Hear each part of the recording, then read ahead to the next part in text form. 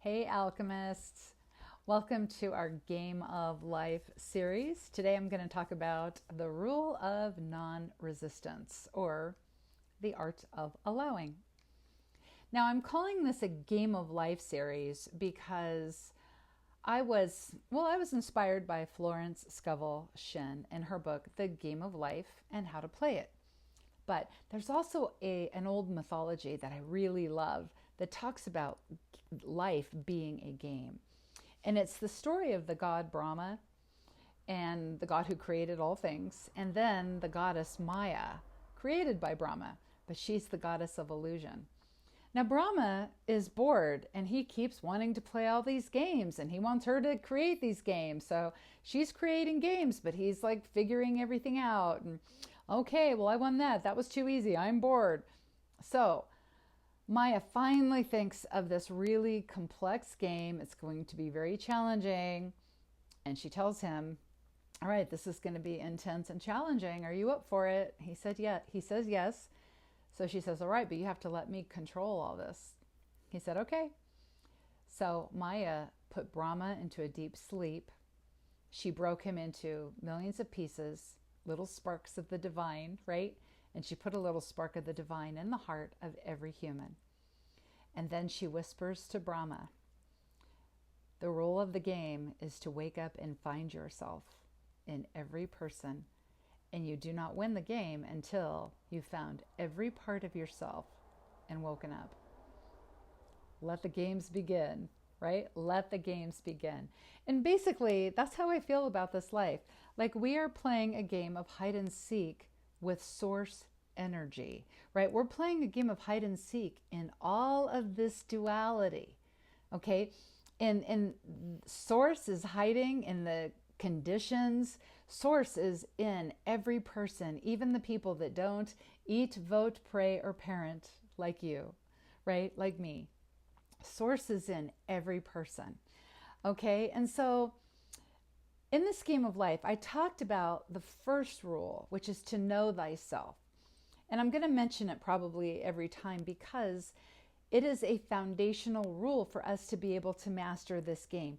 We have to be able to start gaining the understanding.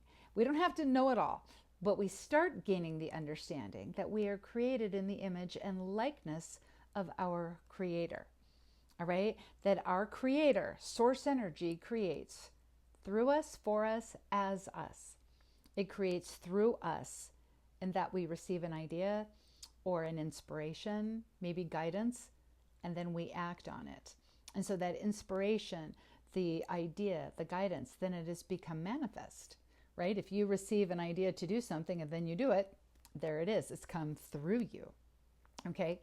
Now, source also works for us. Now, it can sound funny to say that. Source is always working for me, but sometimes things are happening in our lives and it doesn't feel like it's working out very well. And it can, sometimes things are hard, right? But see, the thing is that source is actually always responding to us. It's always responding to us, even when we make choices that fail to honor the divine within us or the divine within others, because we have free will. Source is not going to say, no, that's not a good idea. I don't think so. Okay. Now, we might get an inspiration. We might be inspired or directed to make a better choice. Okay. We can get that inspiration, but source energy is not going to force us to do the right thing. Okay. So it works through us, for us, right? So it's always responding to us. We just need to be careful what we're putting out there so it's responding. Okay. Through us, for us, as us. As us. Meaning, we are the physical expression of that power, right? The power that creates worlds, the power that inspires us and responds to us has also manifested itself as us, okay? So we are the physical expression of that power. And our understanding of that, well, it just goes deeper and deeper and deeper. We're never going to stop understanding this, right? We just keep going deeper with it. And so this is what's helping us turn this life into a game. And We want to play a game. We want this to be a game. We don't want to be taking it so seriously. We're trying to study all this stuff. Remember, when we are playing, we learn faster, right? It takes, I think it was like 400 repetitions or so to master something, to create a new neural synapse. But it only takes 10 to 20 repetitions when it is done in play. So today, I want to talk about the rule of non-resistance and 3 things that we can do to get out of resistance. Now, when I talk about resistance, it's kind of like physically, what physical resistance can look like is you're pushing against something. Like if you're pushing against a door and there's that little sign that says pull, but you got to try pushing on it first, right? You get resistance. Then you allow or go into non-resistance when you see that sign. You take a step back and you just pull the door right open, okay? Now, when we talk about resistance versus non-resistance in our head, like that will look different because sometimes it feels really normal and we'll keep pushing against that closed door, okay? So resistance in our thoughts will sound like, well, once this thing falls into place, then I will be happy. Right? Once this condition is met, then I will be happy. Once I get the job, make the money, meet the perfect partner, hit my goal weight, once I get healthy, once I get to move where I want to move, then I will be happy. Resistance depends on conditions conforming. Now, non-resistance is really the state of allowing. In non-resistance, we find peace. And so in our heads, how that can look is, okay, when I align with the divine within, I'm guided. I'll figure out what to do next. I will be directed. I'll get the awareness of a new opportunity. I'll explore maybe what I'm curious about. Okay, so that's how non-resistance or allowing can look in our head. Now there are 3 things we can do to move into a state of allowing and get out of resistance. And the first thing is to stop arguing with life. Stop fighting against life. Stop demanding that life shows up a certain way. That's exhausting, right? Now, I heard this story. This is an old story. You've probably heard it. I heard it like 30 years ago. But there was this farmer. He lived in a small village. And one day his son comes home, and his son found these wild horses. And the villagers all gather around and they tell the farmer, "Oh, you are so lucky. You are so lucky." And the farmer just says, we'll see. We'll see. And so the next day, or soon after that, the son is training these horses and he falls off one and he breaks his arm. The villagers all gather around and they say, "This is terrible. This is so terrible." The farmer says, "We'll see. We'll see." Now, not too long after that, the king sends out his army to recruit other strong young men to go off and fight in a battle. Well, this young man, the farmer's son, he can't go because he has a broken arm. So the villagers gather around once again and they tell him, "Oh, you are so lucky." And the farmer just says, "We'll see." Right? We'll see. Now, this story illustrates duality and how we put meaning on things. And so sometimes we look at a condition and we get stuck in the problem of that condition. But see, if we get stuck in a problem, we just keep spiraling in the problem. It's hard to receive guidance and ideas on the next thing to do when we are so focused on the problem. In the problem, we're in resistance. I don't like this problem. I wish it would change. It's unfair. This shouldn't have happened. I can't be happy until the problem is solved. Okay? But then the other side of this duality is being solution-oriented. But we can only be solution-oriented when we can look at a condition and say, we'll see, right? This man, the farmer, he was in unity consciousness. And unity consciousness is being aligned with the all, right? Having awareness of oneness, Okay, not just knowing, yeah, I know, I hear we're all one, but actually the awareness, the feeling of it. Okay, and so this farmer could look at everything that was happening and just see it as a condition that was happening without putting a heavy judgment on it. Now, when we decide something in our life is good and bad, then when something that we judge as bad happens, we can end up focusing on just the problem of that and how we don't like it and how it just feels so unfair. And this is what opens the way for resistance. Now, we start fighting against how things are. And we need it to change so that we can be happy again. All right? Now, Florence Scovel Shinn, she did say that resistance is hell, for it places us in a state of torment. And I will say, like I used to feel this myself when I was more highly resistant. Like I was really resistant, and in the beginning of all this, I'm better, a little better, right? But when we are fighting against life, then we're unable to see life as a mystic sees life. And remember, a mystic sees that God is everywhere present and in all things, which means a solution can come from miraculous places, unexpected sources. If we are fighting against life, we're unable to live our life as an alchemist, because when we're fighting against life, we're looking to the conditions to change so we can be happy. But an alchemist goes within, right? Aligns with the divine within to be guided, right? To be guided. So the first thing we can do to get ourselves out of resistance is to stop fighting against life, and then we surrender to life. And surrender is also known as letting go. But it's letting go of our idea of how we think things should be so we can be happy. Now, people often hate this idea of letting go because they think that if we're surrendering, if we're letting go, it means we're giving up, we're throwing in the towel, we're tolerating a bad circumstance because there's just nothing we can do about it, right? But see, surrender is not giving up.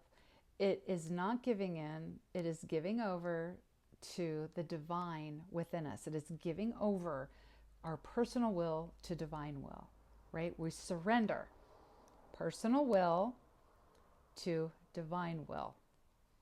Okay, now the difference here between personal will and divine will. Imagine that life is a 100-story building. Our personal will would be in the parking garage. Our divine will is on top of the building and can see everything from that perspective. Now, when we use our personal will to try to get out of that parking garage, we're looking at our conditions. And we might be in a room that's dark and we think there's no way out. When we surrender, right, we stop fighting against the darkness and those walls and our being stuck in a parking garage. Divine will has the perspective from above, and guides us, right? Oh, just walk down this dark corridor. You'll come to a door. Walk out the door, or there will be an elevator, right? It guides us. Okay, so we surrender our will to divine will.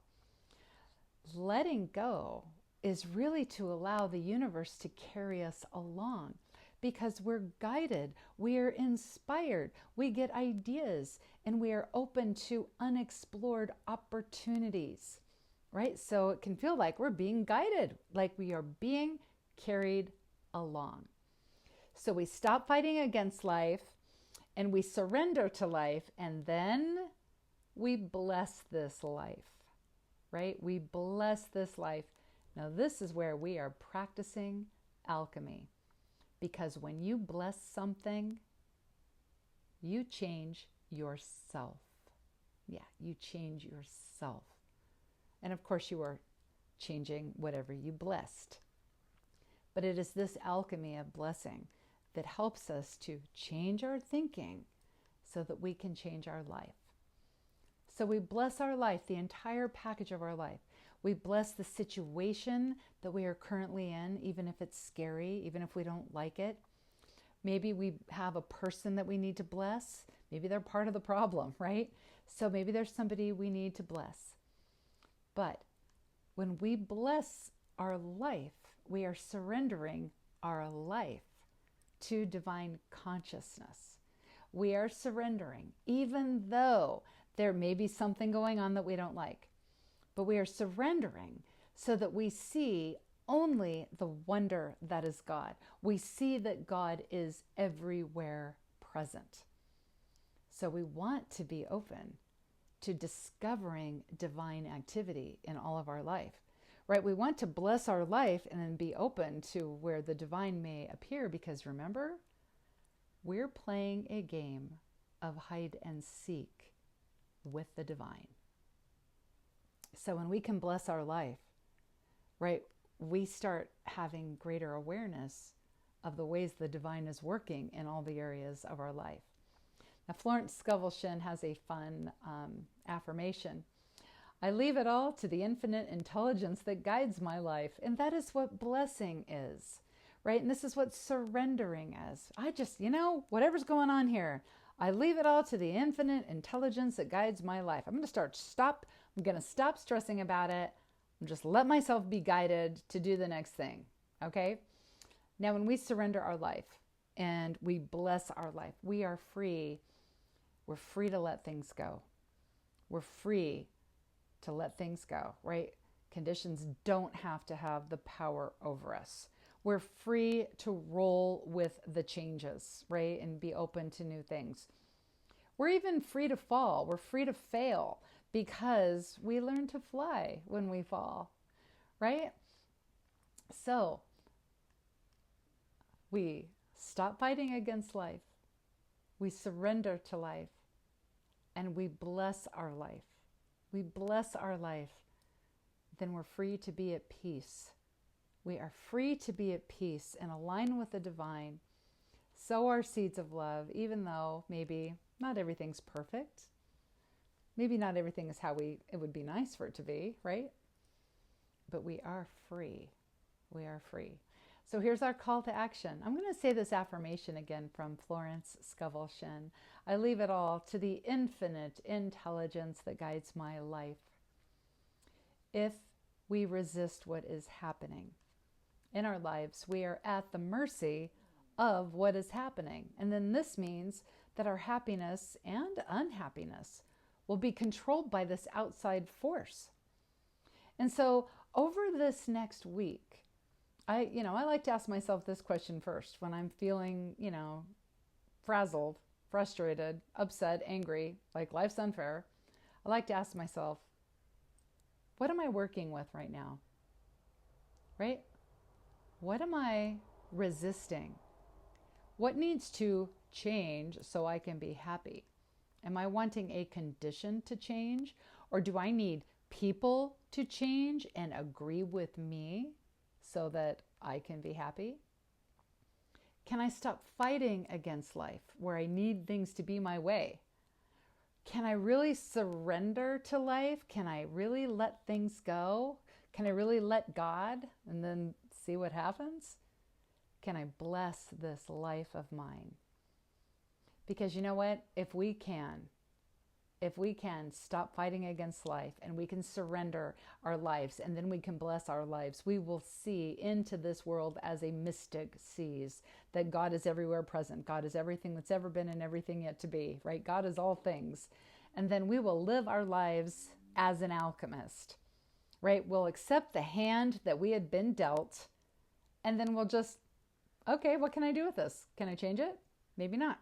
Maybe I have to rise above it, right? But we are not powerless, right? So we see into this world as a mystic. We live our lives as an alchemist because that is how we are creating heaven on earth. So remember that you are divinely designed. You are divinely designed to be doing all of this. You are a one-time, one-of-a-kind cosmic event. In everything you do, you are blessed, and so it is.